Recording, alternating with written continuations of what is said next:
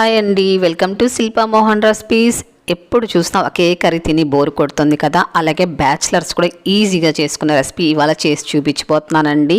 కడుపు నిండా భోంచేస్తారండి ఈ రెసిపీ చేసి పెట్టారంటే మీ ఇంట్లో.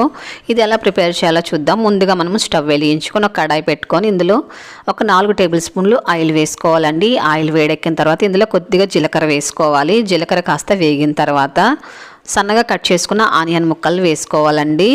ఇప్పుడు ఇందులోనే కొద్ది కరివేపాకు కూడా వేసుకొని మీడియం ఫ్లేమ్లో ఉంచుకొని దోరగా వేయించుకోవాలి. మరి ఎక్కువ వేయించకండి, కాస్త దోరగా వేయించుకుంటే సరిపోతుంది. మన ఛానల్లో చాలా సింపుల్గా చేసే కర్రీస్ ఉన్నాయండి, వాటి లింక్ కూడా ఇస్తానండి, ఒకసారి ట్రై చేయండి. చాలా అంటే చాలా సింపుల్గా చేసుకోవచ్చు, చాలా టేస్టీగా ఉంటాయి.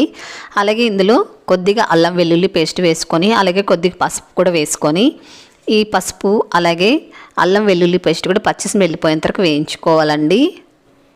చూడండి చక్కగా వేగిపోయిందండి. ఇప్పుడు ఇందులో మనము ఆలు ముక్కలను వేసుకోవాలండి. ఆలు ఒక 2 తీసుకున్నాను నేను, పైన చెక్క అంతా తీసేసుకొని ఇలా చిన్న చిన్న ముక్కలు కట్ చేసుకొని నీటిలో వేసుకొని నీట్గా ఒక 2 సార్లు కడిగేసుకోవాలండి. కడుక్కున్న తర్వాత ఇప్పుడు ఇందులో ముక్కల్ని వేసేసుకోవాలి.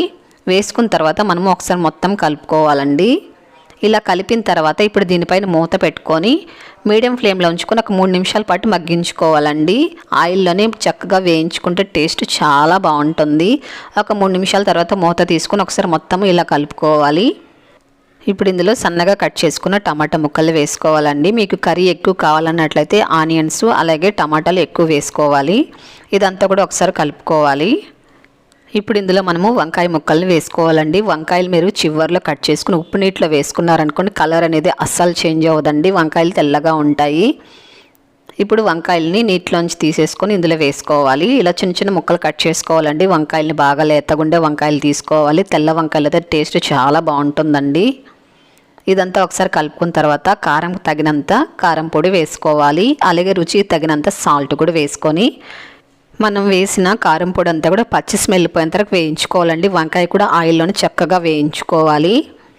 ఒక 2-3 నిమిషాలు పట్టి ఇలా వేయించుకుంటే సరిపోతుందండి. చూడండి చక్కగా వేగిపోయింది. ఇప్పుడు ఇందులో మనము వాటర్ పోసుకోవాలండి. మరి ఎక్కువ పోసుకోకూడదండి, మీడియంగా పోసుకుంటే సరిపోతుంది. మీకు కాస్త వాటర్ కావాలంటే కాస్త నీళ్ళు ఎక్కువ పోసుకోవచ్చు, కాస్త ముద్దగా కావాలంటే కాస్త కొద్దిగా వేసుకొని వాటర్ సరిపోతుంది. ఇప్పుడు మూత పెట్టుకొని మీడియం ఫ్లేమ్లో ఉంచుకొని ఒక 5 నిమిషాల పాటు ఉడికించుకోవాలి. మీడియం ఫ్లేమ్లో పెట్టుకొని ఉడికించుకున్నారంటే ఆయిల్ అంతా కూడా చక్కగా పైకి వస్తుందండి. బాగా దగ్గరకు వచ్చింది కదా. ఇప్పుడు ఇందులో జీలకర్ర అలాగే ధనియాలు వేయించుకొని పొడి చేసుకున్న పొడిని ఇందులో 1 టీ స్పూన్ వేసుకోవాలండి. 1 కప్పు ధనియాలకి 1/2 కప్పు జీలకర్ర తీసుకుంటే సరిపోతుందండి. 2 వేయించుకొని పొడి చేసి పెట్టుకొని ఇలా మనము కర్రీస్లో వేసుకుంటే చాలా బాగుంటుందండి. నేనైతే 1 టీ స్పూన్ వేసాను. వేసిన తర్వాత జస్ట్ ఒక 2 నిమిషాల పాటు ఉడికించుకోవాలండి. తర్వాత చివర్లో మనము ఇందులో కొత్తిమీర కూడా వేసుకొని ఒకసారి మిక్స్ చేసుకోవాలి. ఇలా కలిపేసుకున్న తర్వాత ఇప్పుడు స్టవ్ ఆపేసుకోవడమే అండి. రైస్లోకి అయితే చాలా చాలా బాగుంటుందండి. దోశ అలాగే చపాతీతో కూడా చాలా బాగుంటుంది. అలాగే నేను ఆలు చిక్కుడుగాయతో చేశానండి. చాలా కర్రీస్ ఉన్నాయి, వాటి లింక్ కూడా ఇస్తానండి, ఒకసారి ట్రై చేయండి. చాలా ఎమ్మీగా ఉంది కదా. మరెందుకు ఆలస్యం, మీరు కూడా ఒకసారి ట్రై చేయండి. ఎలాగొచ్చింది తప్పకుండా కామెంట్ చేయండి. మీకు తెలిసిన వారందరూ వీడియోని తప్పకుండా షేర్ చేయండి, లైక్ చేయండి. మన ఛానల్ తప్పకుండా సబ్స్క్రైబ్ చేసుకోండి.